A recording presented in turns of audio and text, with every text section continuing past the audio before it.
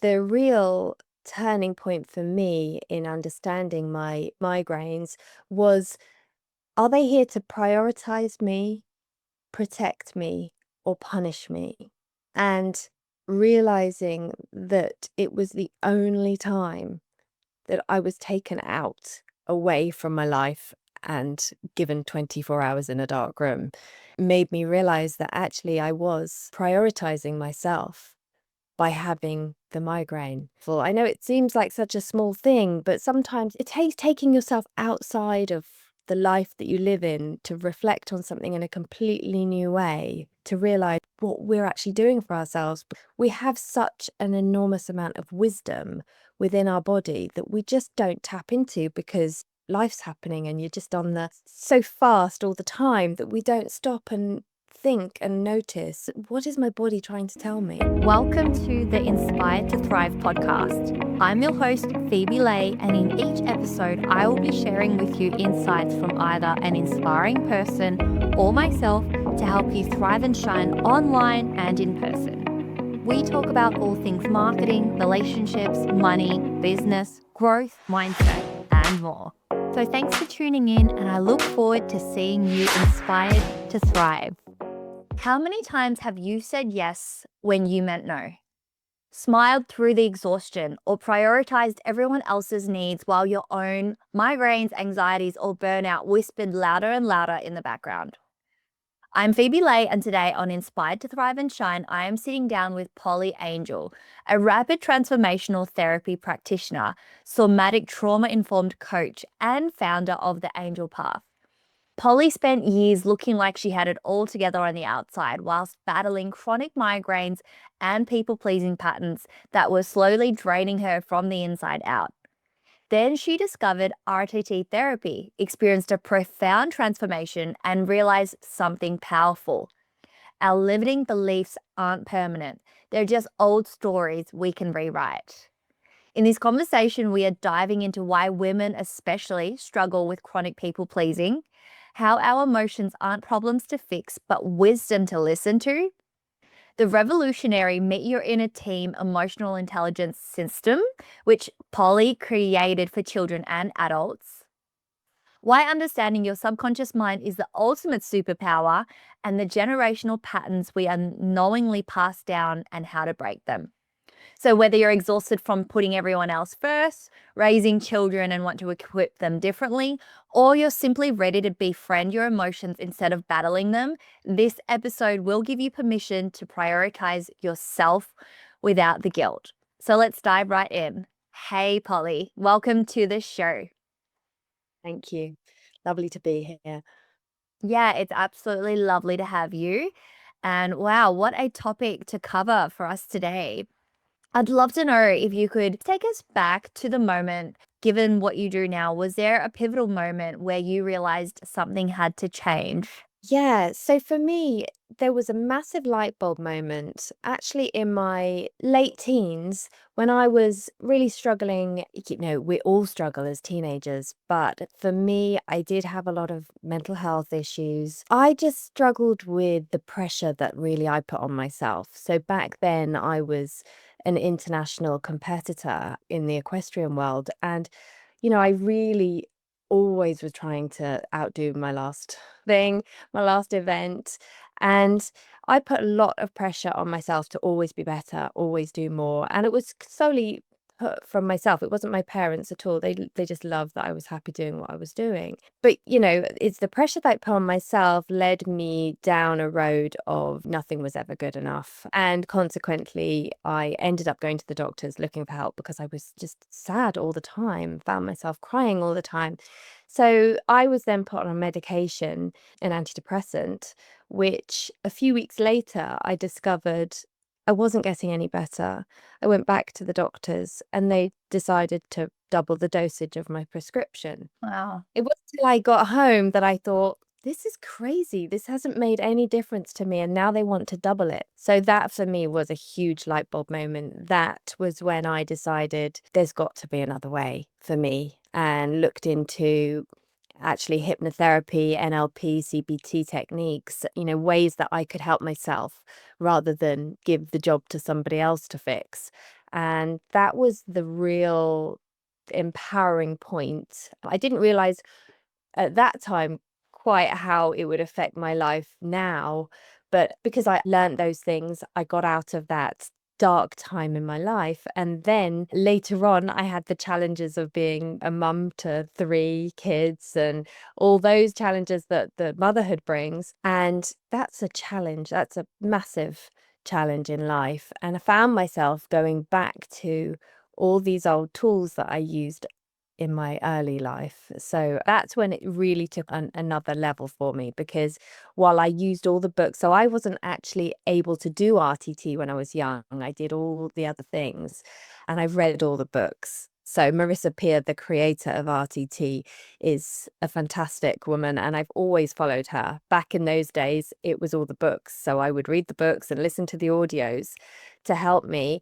And it was only more recently that I learned that she trained her in this modality, because back when I was young, she didn't train in the modality. So now she did.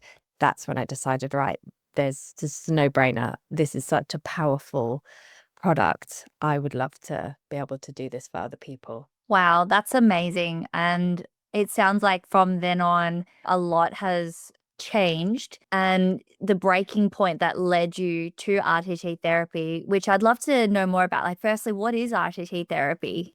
So it stands for Rapid Transformational Therapy. It's a hypnotherapy combined with CBT and NLP techniques, but it's all in one session. The wonderful thing about it, it is rapid, it is transformational, and you can change so many things in one session. The power of one session in hypnotherapy originally used to take a long time. Like the whole induction process used to be like a 40-minute process. And Marissa Peer was like, people don't actually have time for this. People, have fast-paced lives, and the only way they're going to see results is if we make this quicker. And she devised this RTT approach, which means that you can have one session. And the wonderful thing is, following a session, is you actually get a bespoke audio that you then listen to, which rewires your mind with the positive thoughts you want to think. In the session, we remove the limiting belief that's holding you back, which normally a belief is created between the ages of 0 and 8 years old. So we carry these things around and they become what we think is our identity, but it's actually just a conditioned, practiced belief that doesn't actually need to stay with you. You can remove it and then rewire in these wonderful new beliefs, which is why there's one session followed by the audio for 30 days, rewires your brain. Wow. Walk us through your first RTT session. What were your thoughts before you walked in and what happened? What did you discover about yourself that you didn't know before that session? Well, I was really keen to dial into why I was having migraines, because I did have debilitating migraines. And I experienced RTT with Marissa on a retreat. So what happened was it was actually a group of women all having RTT at the same time. And the real turning point for me in understanding my migraines was, are they here to prioritize me, protect me, or punish me? And realizing that it was the only time that I was taken out away from my life and given 24 hours in a dark room made me realize that actually I was prioritizing myself by having the migraine. So that was powerful. I know it seems like such a small thing, but sometimes it takes taking yourself outside of the life that you live in to reflect on something in a completely new way, to realize what we're actually doing for ourselves, because we have such an enormous amount of wisdom within our body that we just don't tap into, because life's happening and you're just on the so fast all the time that we don't stop and think and notice, what is my body trying to tell me? And I understood then that I need to make sure that I give myself that time, quiet time, downtime, a little bit of me time away from the children sometimes, to be able to continue and regulate myself. Mm. You talked about befriending your emotions as well, rather than fighting them. And I'd love to know, what does that actually look like in practice? And how did you shift from seeing emotions as a problem and a barrier to seeing them as your guides? Well, I had the most profound experience actually when I was training in my RTT. So I was having a tough week because of all sorts of other issues going on in my life. And I actually found myself having a conversation with one of the trainers at the RTT school and, saying, I just can't stop crying. I can't manage myself well. And she sat me down for 10 minutes and taught me the methodology. It's called internal family systems. Have you heard of it? I've heard Oh, of it's it, a yeah. wonderful system because it's just about noticing all the different parts of yourself. So what happened was I was sat there and she was telling me, okay, so find the part of you that won't stop crying. Ask that part, what it's trying to do for you, or basically comfort that part.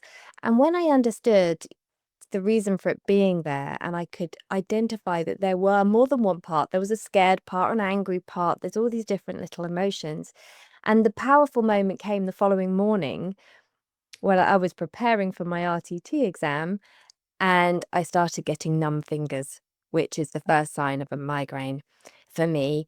And I also started getting an anxiety attack, which I had never had in my life before. So I've got these both things happening on the morning of my exam. And I think, oh my God. So I'd learnt this therapy the day before, the concept of talking to my parts. And in that moment, I stopped. I asked the part of me that's creating a migraine what it's trying to do for me. And I mean, it's quite obvious, really. I had an exam. I hadn't done an exam for so many years, and I really didn't enjoy school in that way.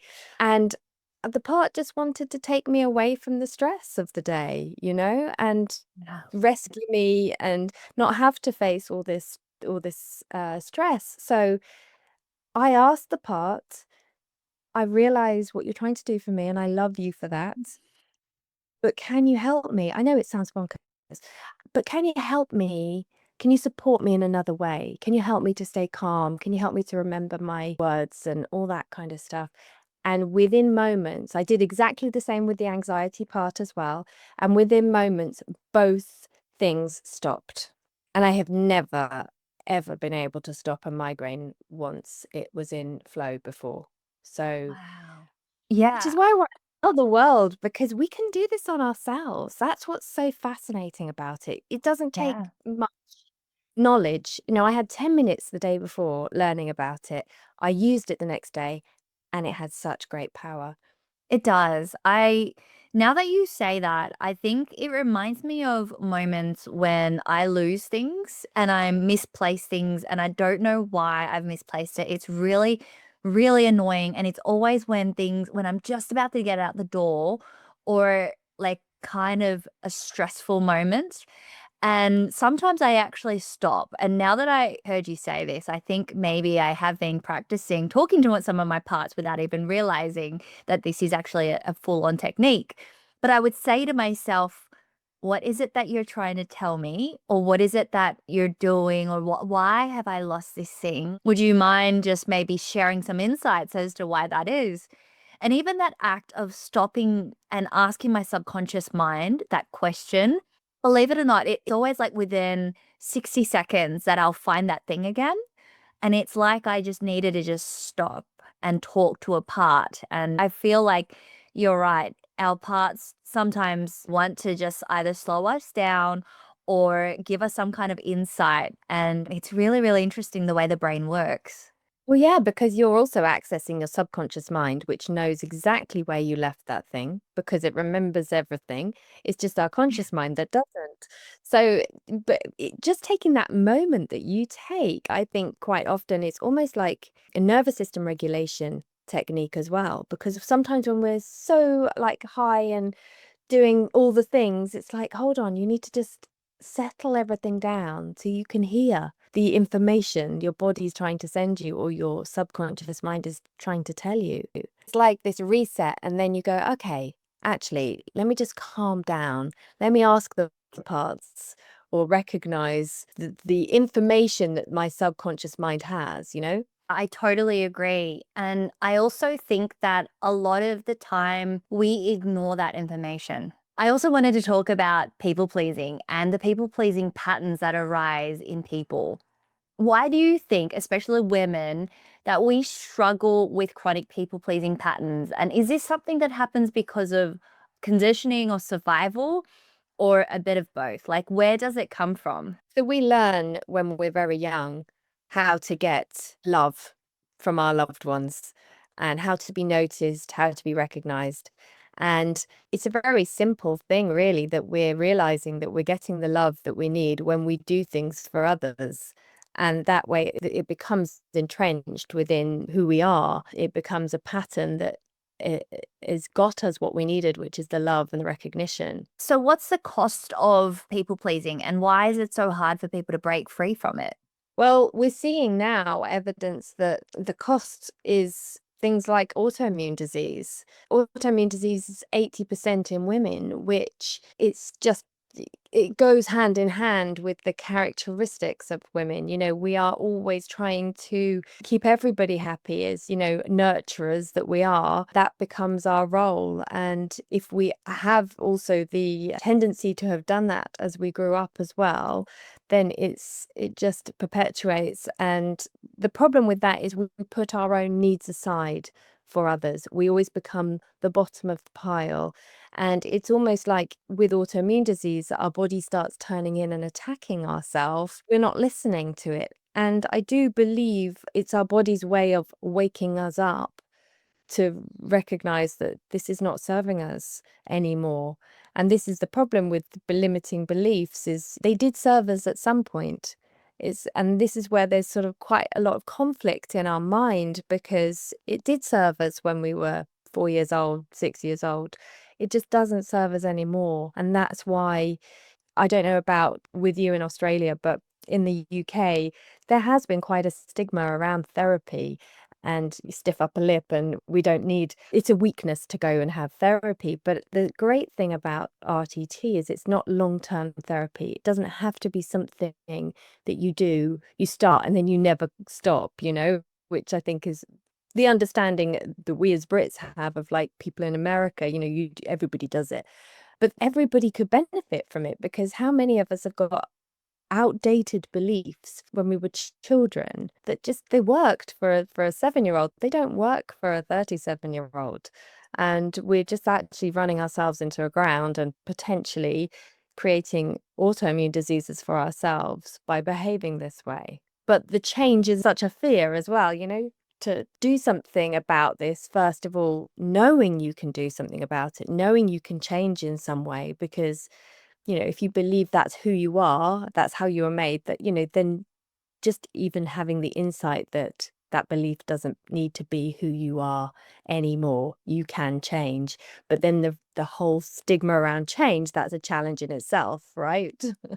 I think over the years, I've definitely started to discover that there is a difference between being kind and being a people pleaser. And I think that it's something that is becoming more and more distinctive and more easy as as with anything that you practice, any muscle that you exert, it starts to grow. So when you're in your teens or your 20s, breaking free from people pleasing feels really, really hard and icky. And the first time you say no to someone, whether it's a friend's birthday or helping someone with their homework, feels really extremely uncomfortable, especially if you were never taught that in your families or growing up. And I think over time, we start to see our friends show examples of that. I remember in my 20s seeing my friends say no to events, to showing up to catch ups and reunions. And I started to realize that saying no was actually becoming more and more of a thing. And this was over 10 years ago. And now I think people are a lot more aware, and that even the term people pleaser, someone saying, you're being a people pleaser, or I'm being a people pleaser, or it was my inner people pleaser that said that or did that. It's become normal. So I love that this is now becoming part of the conversation. But also as well, what you said made me think about what we see in our mothers or our caregivers. If we see that and we copy, don't we? As children, we copy what we see. And I had a very much people-pleasing mum, and so I emulated that too. So that was normal. And I agreed. It's so good that people are talking about it now, and the awareness is so much greater. I think our parent didn't have the education we're so blessed to have now. And the other word that is now commonplace that I didn't know anything about what it was boundaries. I didn't know that there was such a thing that I could have a boundary or that I needed to respect a boundary. And learning that was a big journey for me. Yeah. I think that setting boundaries is something that people will continuously learn to do, especially people pleasers. And a lot of women do struggle with boundaries. Some are fantastic. I'm not saying everybody's like this. There are some that are absolutely fantastic. And one clear example is, so I do Latin dancing, where we go to socials, and after every song, we dance with a new dance partner who will come up and usually grab your hand and ask if you would like to dance. And I remember talking to a friend who's German, who has been raised in a very different environment, different communication style to me. And she told me that when she gets asked by certain guys that she finds a bit creepy or just she feels uncomfortable with, or they were just maybe not very, where she felt a bit uncomfortable during the dance, she would no longer want to dance with them. And we would actually sit in my car on our way to dance and say, okay, well, how are you going to actually say that you don't want to dance with this person? And I would say my version of a script that I had practiced and say, okay, this is what I'm going to say. And she would say hers, and it would be a lot more blunt, a lot more direct. And I remember saying, is that all you're going to say? You're just going to say, like, no, I don't want to dance with you. And she's like, yes, that's all I'm going to say. I'm not going to explain it. I'm just going to say, no, I don't want to dance with you. And I remember feeling like that was so bizarre and difficult for me, who grew up with a bit more people pleasing tendencies, to be so direct, because my version was more like, oh, I'm good, I'm taking a break, or, I'm just going to sit this one out. And so I'm just wondering, like, why is it that some women, I mean, maybe I've already answered it myself in the cultural thing, but like, why is it that some women really struggle with this? And I guess what can we do to set better boundaries or be less people pleasing? I think it really depends on the person, like you say. But one of the things that comes to mind when you give that explanation is that I would be exactly like you. I'd be so concerned about the other person's feelings and how they were going to react to it. And I wouldn't want to hurt their feelings. So I think because I am quite a sensitive empath, that's how I've lived my life, always worrying about what impact I was going to have on somebody else. And that runs deep for me. I had a real strong reaction to what you were saying. But equally, we're all made different. And that's why there are people pleasers, but there's also other people that have all sorts of other problems that are not, not in the same spectrum at all. But yeah, I can only relate to my real experience of people pleasing, and that I'm sure it's because I'm so concerned about the way other people feel. And I know as well, I think from being a little girl, I really hated being upset by other people. So I then chose to go out of my way to not make other people feel how I'd felt. But I think a lot of people don't have that depth of feeling. We're all different. Yeah, I totally agree. And I think it's similar to myself, where as a little girl, I know what it was like to feel left out when I changed schools or when I was no longer around my own community and my family and my relatives. And I was the new girl, and I been the new girl in four different schools. And so I feel like I never want other people to feel the way I did. So I'm a bit more nice about things, but I have also, a bit of a change in topic, but I've also discovered that there's a link between people pleasing and perfectionism. And I don't know if you've noticed that, but I feel like there's some kind of link. And I don't know if it's that they're two sides of the same coin, or, two of the same side of a coin, but on different coins. But yeah, I feel like that a lot of also high achieving, successful women seem to also struggle with people pleasing and boundaries. Not all. Again, this isn't all of them, but yeah, I've noticed that perfectionism, high achievers, and people that are just more strong towards success seem to struggle a bit more with this issue. Yes, I totally agree. That is one of my, I would say that's probably my number one strong part. Perfectionism is really a thing for me, and I'm very creative. And I think quite often creativity goes hand in hand with the perfectionism, and also the emotional. Again, this is very much my opinion because of my experience, but I'm very creative. I am highly perfectionist.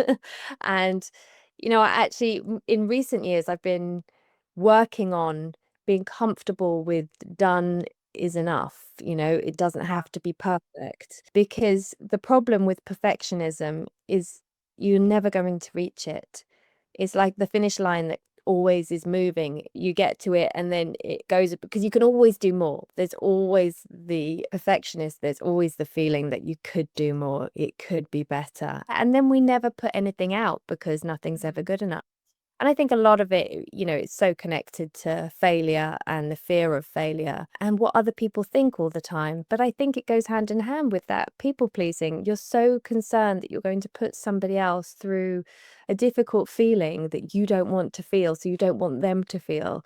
So it is, I do agree with you. I think it is quite strongly linked, the whole perfectionism and people pleasing. Yeah, I think it's got a lot to do with empathy as well. And obviously, it sounds like usually it's people that have been through maybe a lot of pain when they were younger or been hurt, that they have that awareness, and they don't, they treat others the way they would have wanted to treat their inner child. I think I read that somewhere as well. Yes, but then that leads me to talk about the inner critic, because how strong did you find your inner critic as a young person? Oh my goodness. Yeah, she was definitely around and still can be. I notice it every now and then. And yeah, it's quite challenging being a businesswoman when you have a strong inner critic, because when you are running a business, you are all of a sudden in charge of so many areas, and so many things can go wrong, and you realize that you can't be perfect at it all. And in your first few years in that journey, there's usually a lot that comes up, and that was when I dealt with my inner critic more than ever. That was around 7 years ago now for me, but I just remember those first few years just really working through some hard emotions and inner critic thoughts and chitter chatter. And I would put my challenge in my teens down to the inner critic being so harsh and hurtful. And it's bizarre because we're so concerned about looking after everybody else's well-being, as a people pleaser, but yet we're being so cruel to ourselves. And that's the thing that, it just doesn't seem to line up, does it? How can somebody who cares so much about others be so harsh and hurtful to themselves? And there's three things that people with depression do, and they are disconnected, they have a harsh, hurtful inner critic, and they're not following their heart's desire. So those three things together equals somebody who's struggling with depression. So they're definitely things to look at if you are struggling. Where is my life out of balance? What bits are missing? Because for me, it was mostly the inner critic was very loud. And so, I'm trying to be kind to everybody else, but I'm so, so mean to myself. And that's why, as well, the parts work is so important, because how could I ever have harmony inside of myself when I'm constantly having a go at myself? You're not good enough. The work's not good enough. You're not thin enough. You're not eating the right things. You're not clever enough. Who do you think you are? It was endless and exhausting. And actually, if we ask that part, what is it trying to do for us? And when we understand it's trying to save us from embarrassment and humiliation and doing, fitting in, wanting to fit in is so important to a young person. And when we appreciate those things and we can say, okay, I realize now I can be kinder. Because the other thing, and I try and teach this to children, is nobody knows what you're saying to yourself. So it doesn't matter, whether you're being cruel to yourself or kind to yourself, the next person doesn't know. So there's no worry about, is what I'm saying cool, or am I fitting in with everybody else? Nobody needs to know. You can choose kind words, and the impact that that has on your life is so big, is so life-changing. Because for me, when I started being kinder to myself, my whole life changed in a positive way. Wow. Yeah, I love that you are teaching this to children, and that is so impactful. And I also love the example that you just shared about like asking yourself those questions. And for me, I have learned that when we are being critical, and this is something that a previous guest on this episode has actually shared as well. She was sharing about how she feels her inner critic is on her right shoulder.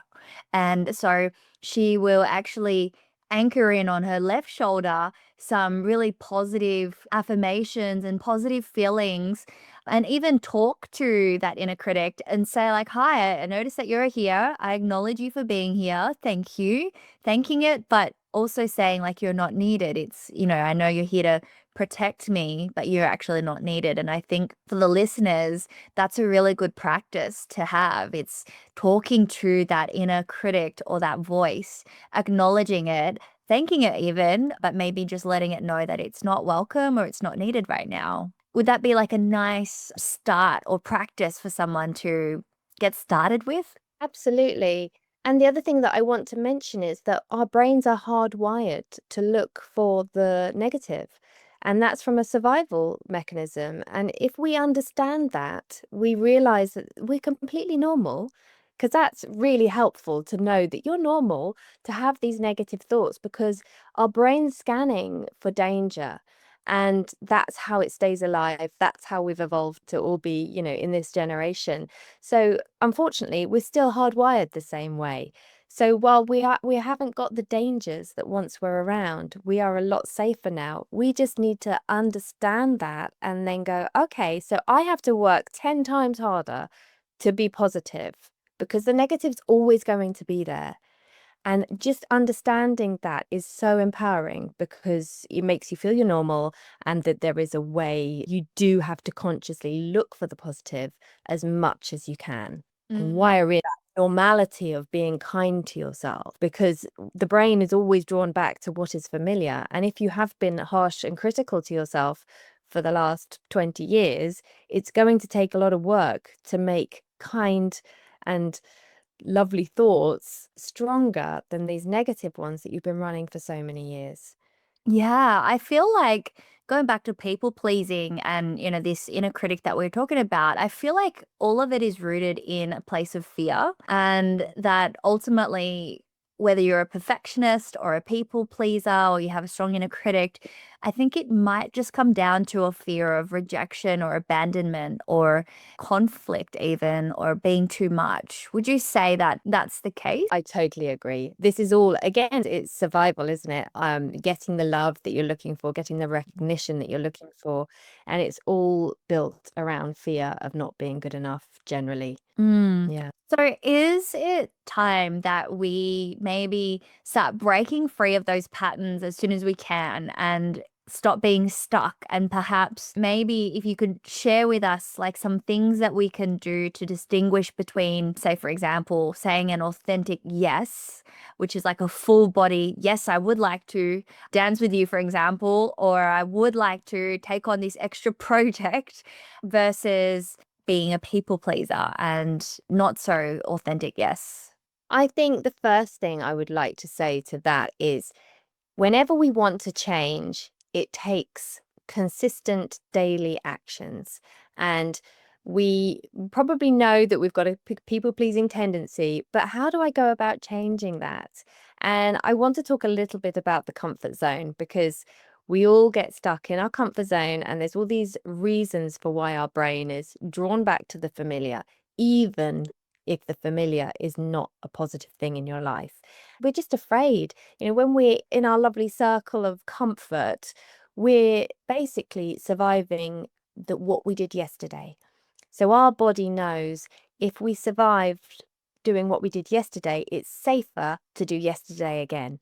Mm. Stepping out of comfort zone and doing something new, for example, being a little bit more abrupt with what we want to say when we want to say no to the dance partner, for example, you would start by doing the soft approach and doing the conversation that you would demonstrated where than you have been. But I'm hugely passionate about doing this work as early as possible because the longer we stay in these negative cycles, the harder it is to break out of them. We all know that, it's obvious, but we don't realize. I think understanding that we're doing these things and why we're doing these things is so powerful. Just giving you those insights about the comfort zone and being hardwired to look for negative. For me, the understanding is so empowering because it gives you a reason why. Oh, okay, and now I know why I'm doing this, and I know why I'm scared to stand up in front of these people and do a pitch. It's for good reason. But we can then in that moment understand that stepping outside of our comfort zone equals growth and evolution. And while it's hard to do at first, when we are brave enough to take that step, the rewards are tenfold. So it's just taking those steps every day to prove to yourself you can change. I did design so while I help women in therapy, I also wanted to help children not fall into the patterns that we fell into. And so I have designed a card deck and a book.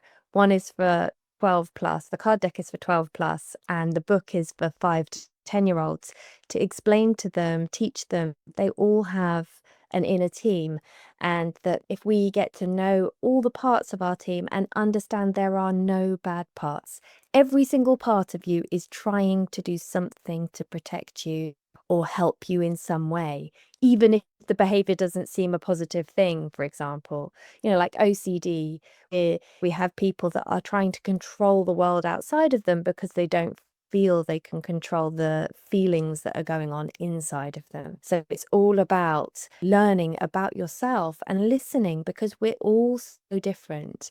And we all have different parts, and lots of them, and they all have something that they want to say, and they want to be seen and validated, just like you and I. Wow, that's perfect. And I'm just so glad to hear that this is being translated across to the younger generation, because I truly believe that if we all had access to this from a young age, the world would be a different place. I love that you're teaching self-compassion in kids. By the sounds of it, that's something that's going to really prevent. And I always believe in preventative rather than this now reactive or this after treatment. Absolutely. Let's teach them how to befriend all the parts of themselves, and that equals self-compassion, and if we can be much more compassionate about ourselves, it's only going to bring a positive effect on the rest of the world around us as well. Is it okay if I show you my product though? Absolutely, please. That would be lovely. So this is the card deck. Oh, me So in a team, how adorable. So they're fun characters, and inside the card deck, there's a booklet, and it gives you instructions on each page about each of the characters and journal prompts that you can do on each of the cards. And then the cards are in different teams, and the yellow ones are all the facets of self, all the things we want to encourage in our life and build on. And then we've got the guardians, which are all basically trying to manage our world so that the wounded parts of ourselves are not felt. So these are the warrior, the critic, the mask wearer, Wow. the perfectionist, Yeah, oh my gosh, they're all in there. caretaker, the peacekeeper, the Yeah. striker. And then we have the reactors, which are reacting to difficult situations, the escapist, the hider, the soother, the rule breaker, the clowns, the hurter, something that, we don't talk about enough, the exploder, the Mm. workaholic, and actually I missed a green one. The controller, I forgot to mention the controller. That's a very, very strong one. And then in the purple section, these are the wounded parts of ourselves that are hidden. and we shut down as deep as we can so that they don't get hurt anymore. These are like, really wounded parts that don't want to be felt. And so all of these other ones are working to stop these being felt. And so we have the unlovable one, the sad one, the rejected one. Yeah.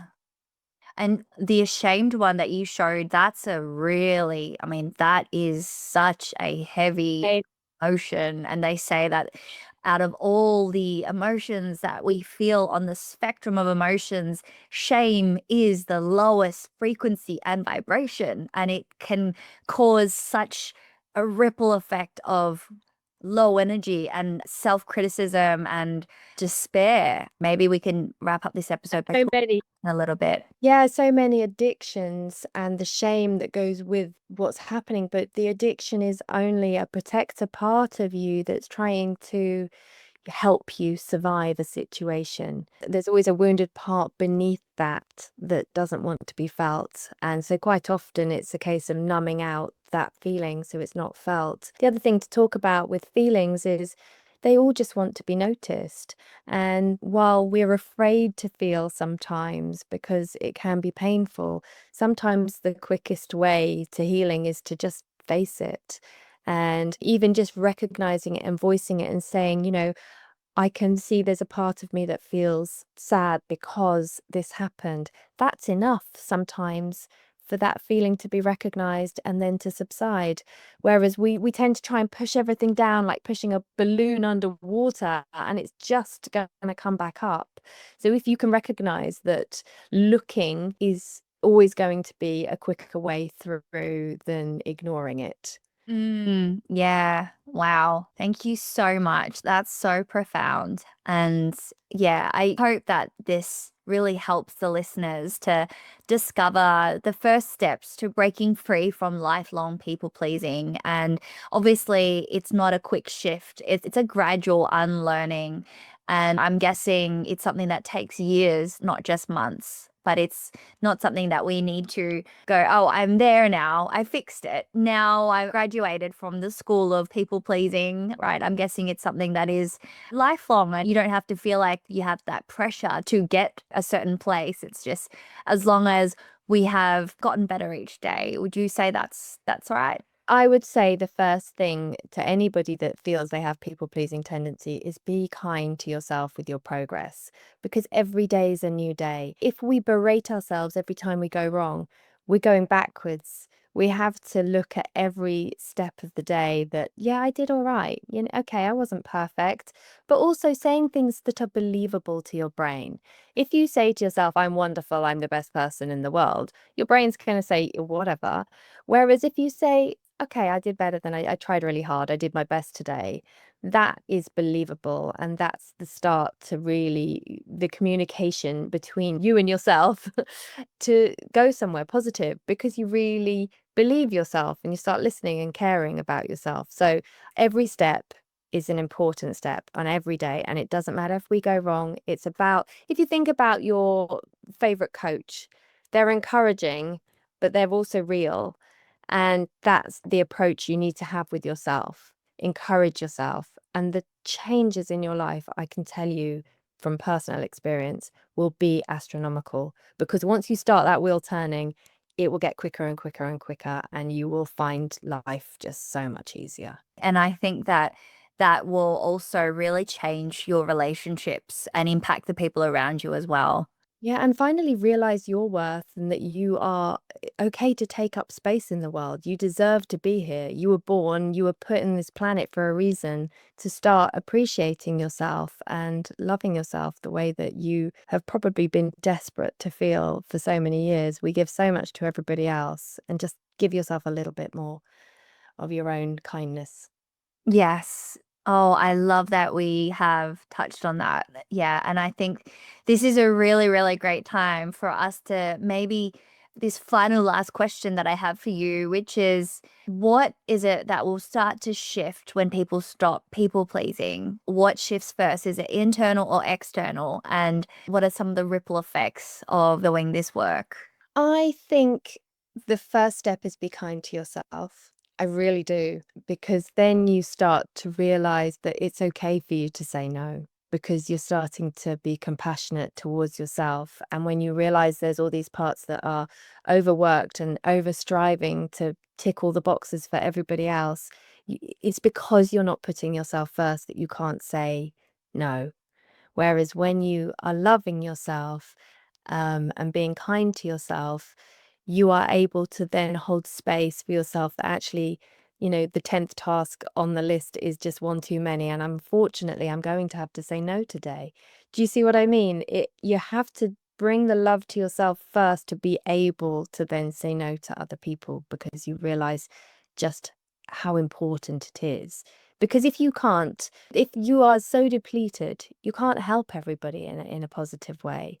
So sometimes you need to edit out a few things to be able to give yourself more love, and therefore you can help so many more people and be happy doing it, because you do essentially, as a people pleaser, you do love making other people happy. That is part of who you are.